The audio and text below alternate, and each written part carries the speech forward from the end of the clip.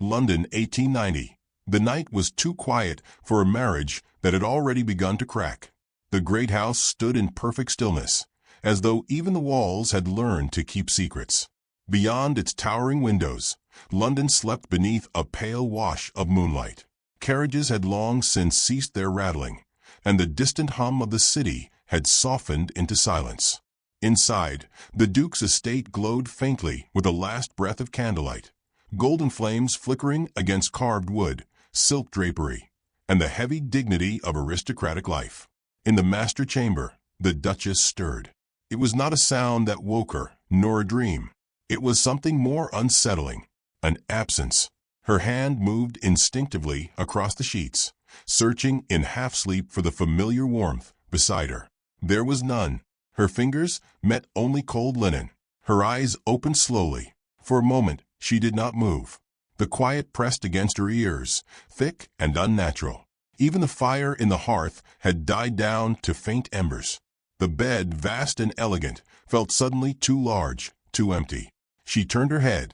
His side of the bed was untouched. The covers lay smooth, undisturbed, as though he had never returned at all. A faint unease crept into her chest. He had been distant these past weeks. She knew that much. Polite, composed, but distant in a way that could not be named aloud.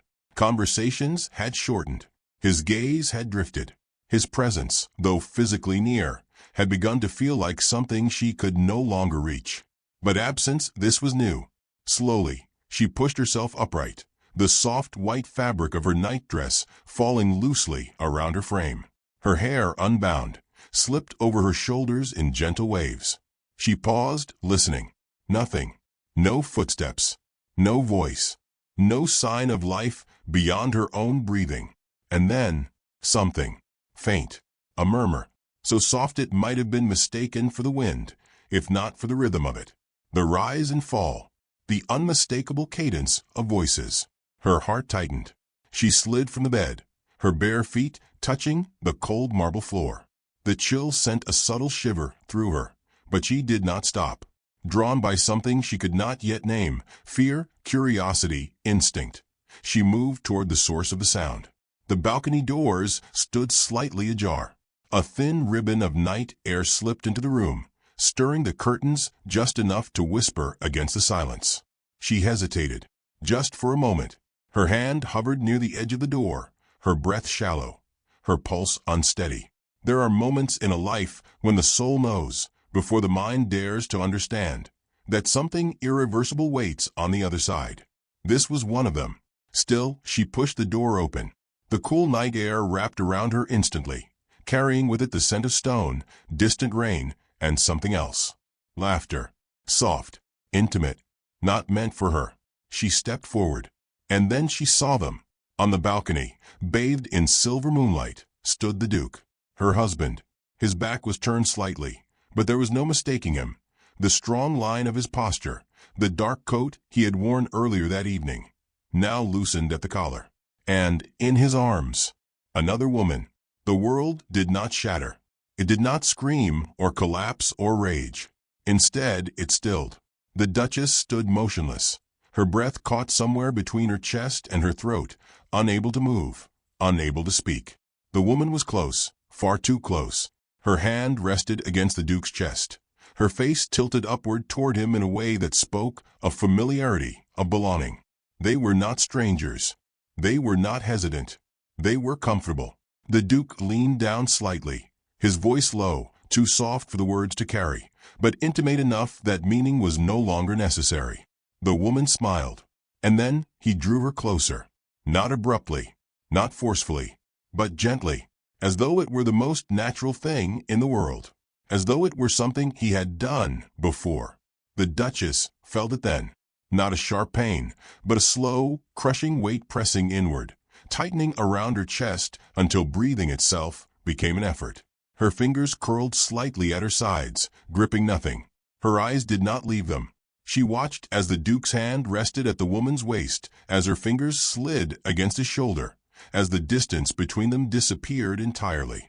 A tear slipped silently down her cheek, then another. Still, she made no sound. What would sound even mean in a moment like this? To cry out would be to shatter something. But what remained to be broken? The truth stood before her undeniable, illuminated by the cold clarity of moonlight.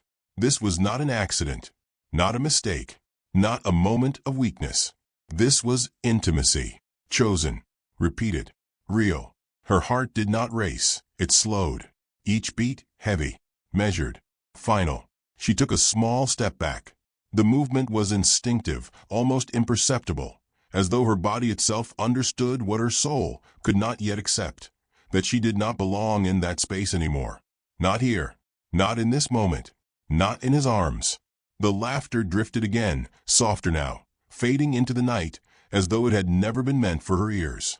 She turned, quietly, carefully. The doors remained open behind her, the night still breathing into the room, but she did not close them. She could not. Something about closing them felt like pretending, and there was no pretending left. She walked back toward the bed, each step slower than the last. The room looked the same. The candles still flickered. The shadows still danced along the walls. But everything had changed. She sat on the edge of the bed, her hands resting in her lap, her gaze unfocused. For a long moment, she did nothing. No sobbing, no collapse, just stillness, as though her heart had not yet decided how to break. Finally, she laid down again on her side of the bed, careful not to disturb the untouched space beside her, careful not to reach for it again. Her eyes remained open, fixed on the darkness ahead. Tears continued to fall silently, disappearing into the pillow beneath her. Outside, the night carried on as though nothing had happened, as though everything had. And in that vast, silent room, beside a space that no longer belonged to her, she understood something she would never be able to unlearn. She had not lost him in that moment. She had lost him long before. She had simply been the last to see it. Morning arrived with a brilliance that felt almost cruel. Sunlight poured through the tall windows of the estate, spilling gold across polished floors, silk drapery, and the carved edges of a life that, to the world, remained flawless. Servants moved quietly through the halls, restoring order to the night's stillness. Silver trays gleamed. Curtains were drawn back.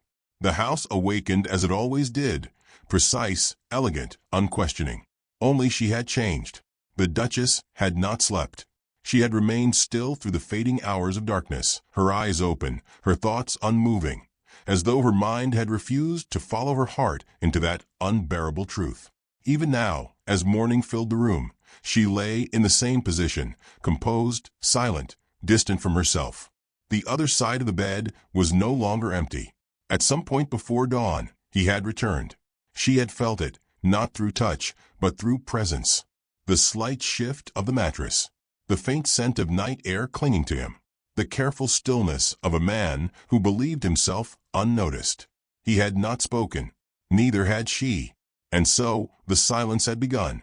At breakfast, everything appeared as it should. The long dining table was set with meticulous care, fine china, polished silver, fresh flowers arranged in quiet perfection. Sunlight streamed through the tall windows, illuminating the room in a warmth that did not reach her. She entered precisely on time. Her posture was flawless, her expression serene. Not a single trace of the night lingered upon her face. No redness in her eyes, no tremor in her hands. If anyone had looked closely, they might have noticed the stillness of her gaze, but no one ever truly looked that closely. Not even him. The Duke stood as she approached, offering the polite courtesy expected of a man in his position. "Good morning." His voice was calm, measured, untouched. "Good morning," she replied, her tone equally composed. They sat. Tea was poured. Bread was served. The rituals of aristocratic life unfolded with quiet precision, each movement rehearsed by years of expectation.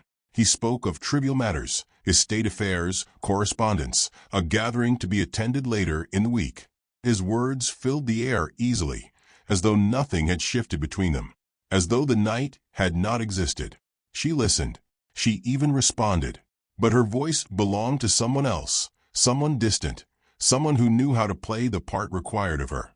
A duchess does not accuse. A duchess does not unravel. A duchess preserves dignity above all else. And so she did. But beneath that composed exterior, something had begun to change. She watched him, not openly, not accusingly, but carefully. The way his gaze avoided hers just a fraction too often.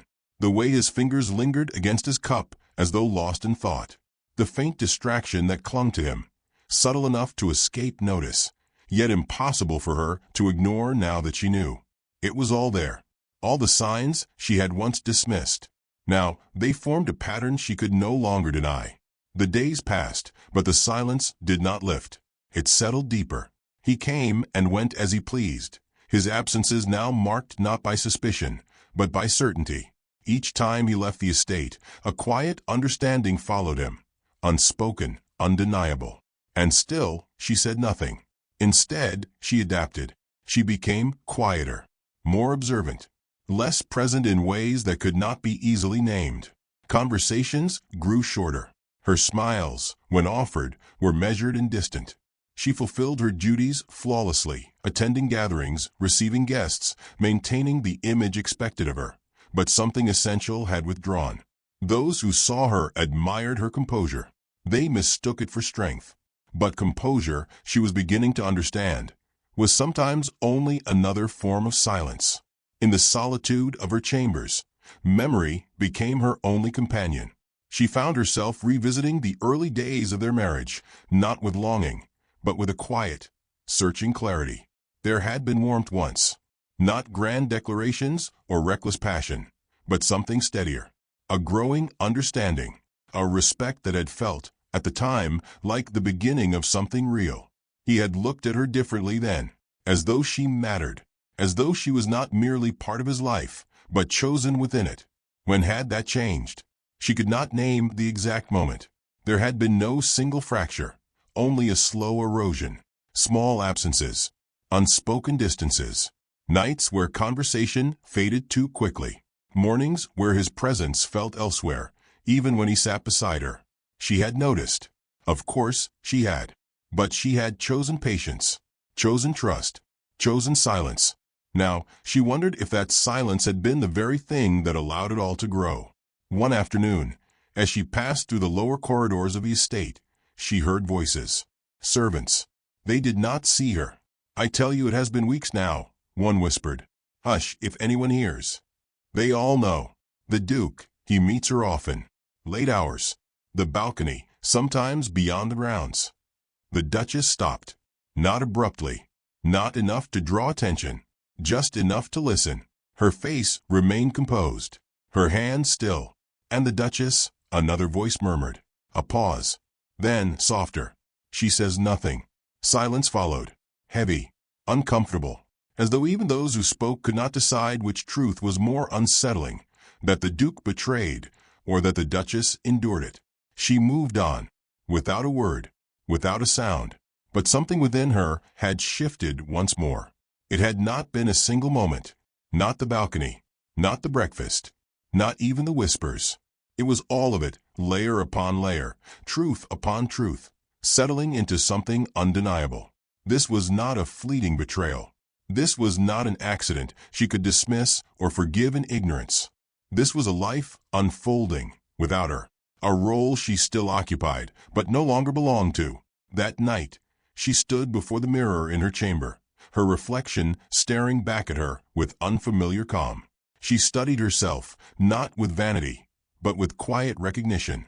She was still the Duchess, still composed, still admired. But beneath that, she was something else now. Someone who knew, someone who had seen, someone who could no longer pretend.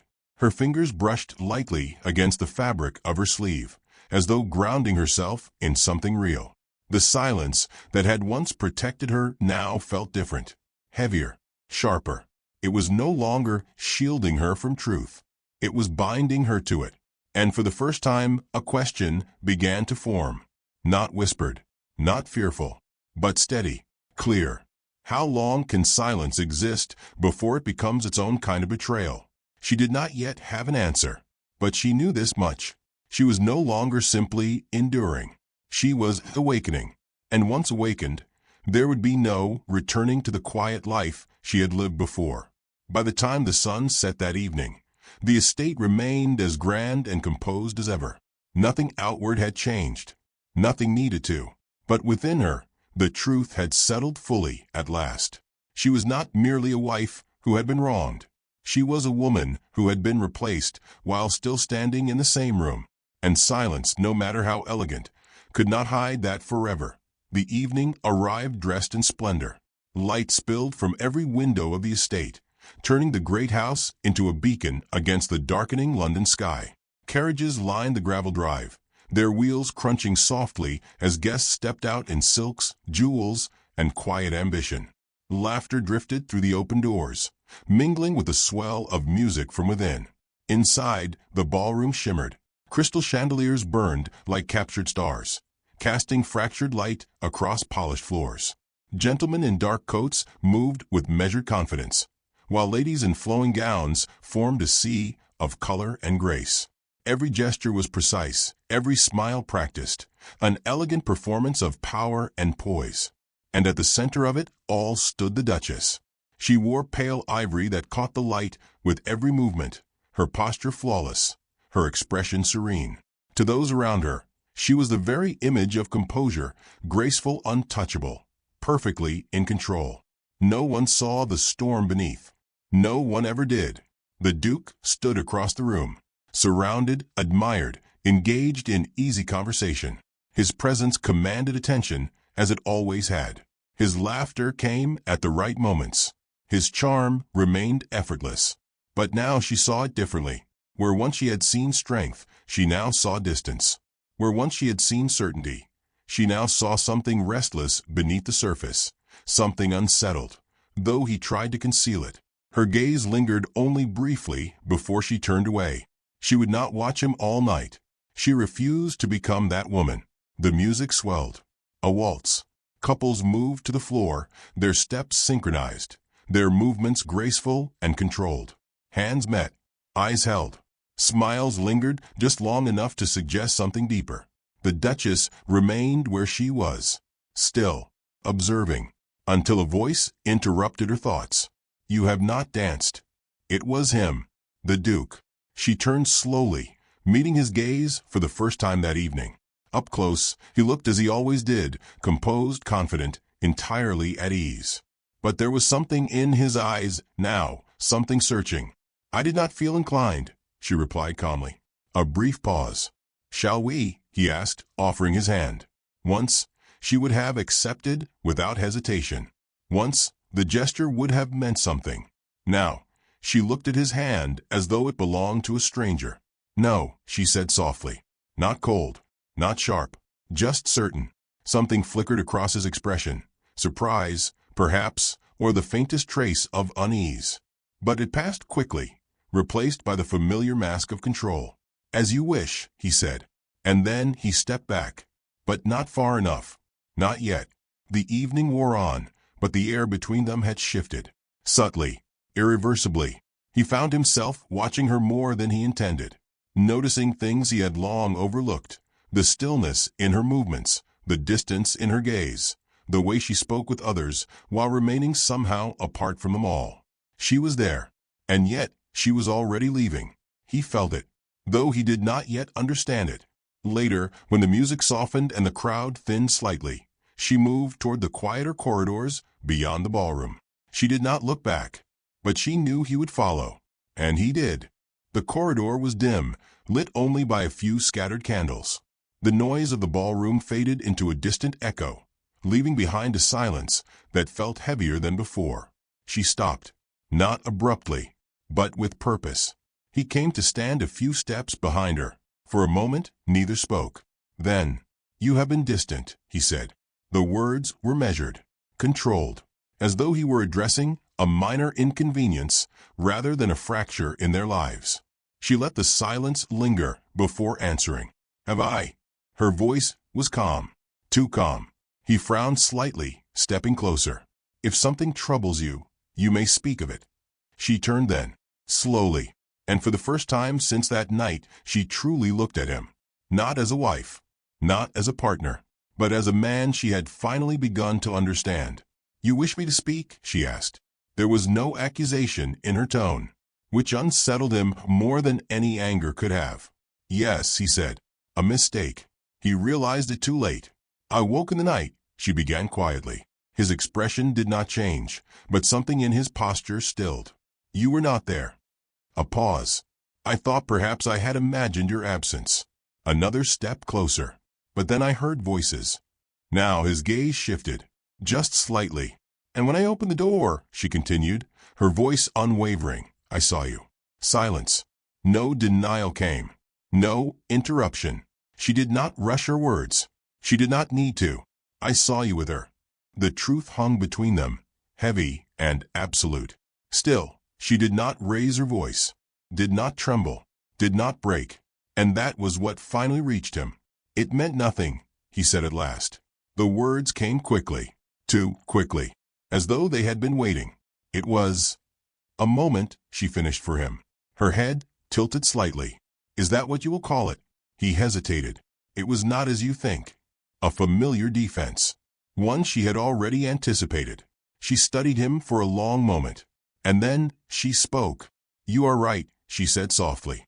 A flicker of relief crossed his face. "Until it is not as I think," she continued. "It is far clearer than that." The relief vanished. "You did not betray me in a moment," she said. "You betrayed me in a pattern." Each word landed with quiet precision. "In absence, in silence, in every glance you no longer gave, and every word you chose not to speak." He opened his mouth to respond, but found nothing that would hold against the truth in her voice. "I wondered," she went on, "when it began." Her gaze did not leave his. "But I see now it matters little when something ends, once it has already been gone." A long silence followed, heavy, unavoidable. Then, softly, almost gently, she said, "You did not break my heart." He looked at her then, truly looked, and what he saw unsettled him in a way he could not name. "You revealed," she finished, "that it was never truly yours." The words struck deeper than anger ever could, because they were not spoken in pain. They were spoken in understanding, and understanding could not be undone. She stepped past him, not in haste, not in weakness, but with quiet certainty. "I will not remain where I am not seen," she said. Her voice was steady, final.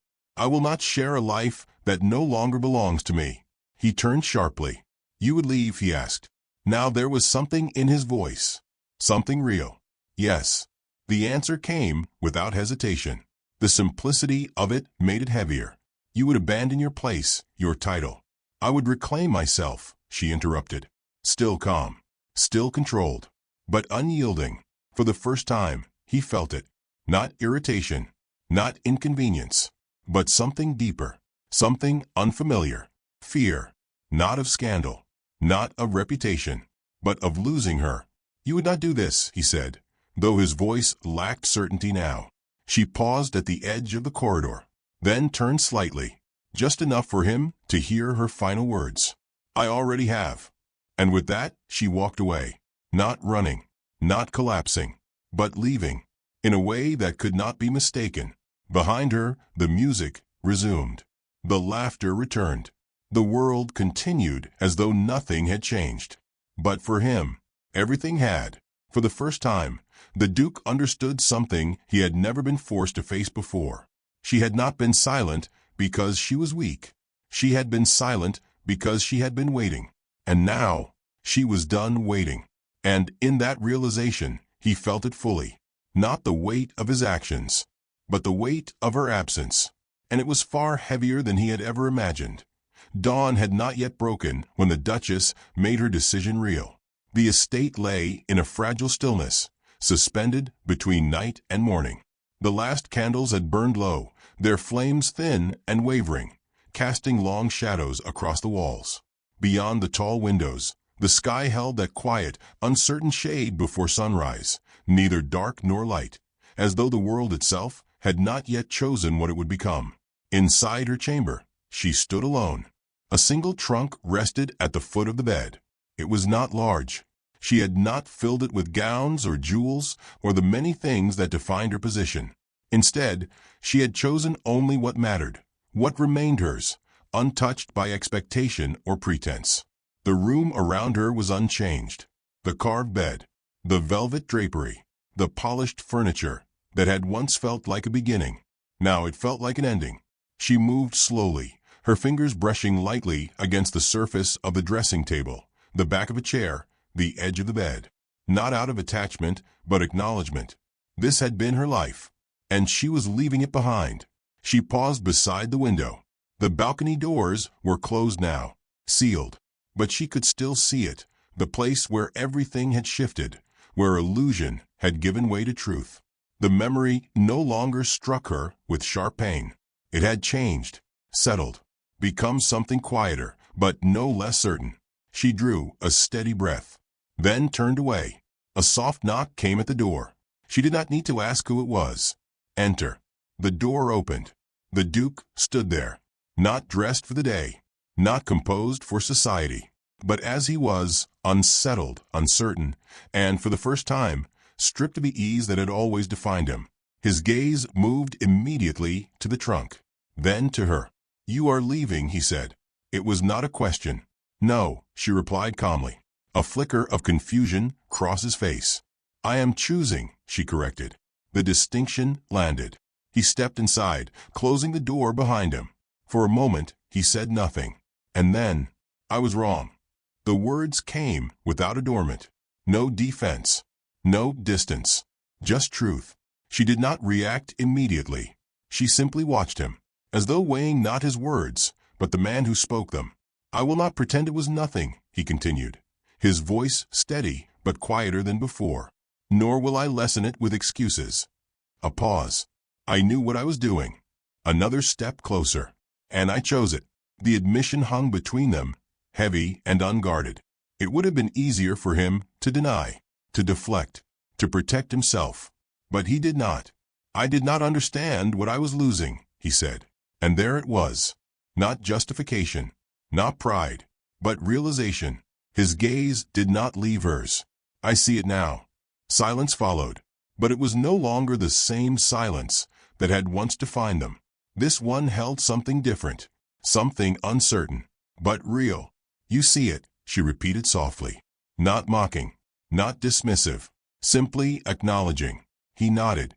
"Yes." "And what is it that you see?" she asked. The question was not gentle, but it was not cruel either. It demanded truth, nothing less. He did not answer immediately. For the first time, he seemed to search for words not to defend himself, but to speak honestly. "I see that I mistook presence for permanence," he said at last.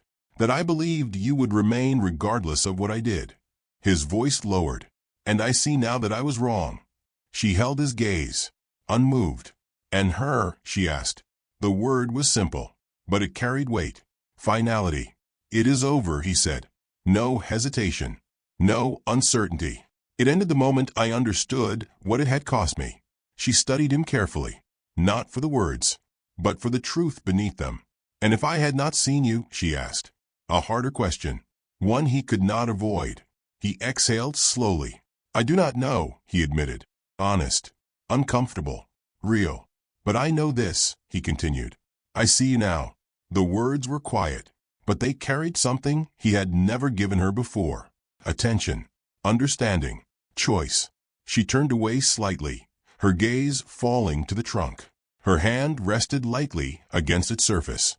"For a long time," she said, "I believed silence would preserve what we had." Her voice remained steady.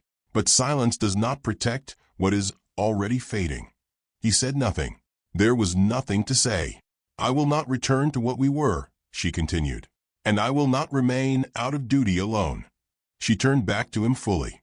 "If I stay, it will not be as before." Her eyes met his, clear, unwavering. "It will be because I choose to." The words settled between them, not as a condition, but as truth. He stepped closer, carefully, as though approaching something fragile, but not weak. "I do not ask for forgiveness," he said. "Not yet." A pause. "I ask only for chance to earn it." No arrogance, no expectation, only willingness. She watched him. For a long moment, long enough for the silence to test the sincerity of everything he had said, long enough for her to feel the difference between who he had been and who he might yet become. The man before her was not the same man who had stood on that balcony, and she was not the same woman who had watched him. Slowly, she lifted her hand from the trunk. The movement was small, but it changed everything. "I will stay," she said. His breath caught just slightly. Not relief, not triumph, but something quieter, something deeper. "But understand this," she continued. Her voice did not waver. "This is not forgiveness." He nodded. "I know. This is not forgetting. I would not ask it." A pause. "This is a beginning." He met her gaze, and for the first time truly met it. "Yes," he said, "a beginning." The first light of dawn slipped through the curtains. Soft, uncertain, but real. It touched the room gently, illuminating the space not as it had been, but as it now stood. Changed, honest, unfinished. She moved toward the window, drawing the curtain back slightly. The sky beyond had begun to shift, the darkness giving way to pale gold. A new day, not untouched, not perfect, but possible. He remained where he was for a moment, and then stepped forward to stand beside her. Not too close, not as before, but near enough to show he understood. This space between them would have to be earned. Outside, London awakened once more. Carriages would soon return. Voices would rise. The world would continue. But inside that room, something had begun again. Not in illusion, not in silence, but in truth. She did not take his hand, not yet, but she did not step away. And for now that was enough. As the sun rose over the city, casting light across the great house and everything within it, their marriage, once hollow with unspoken distance, began again. Not as it had been, but as it could become. And, this time, it would not be built on silence.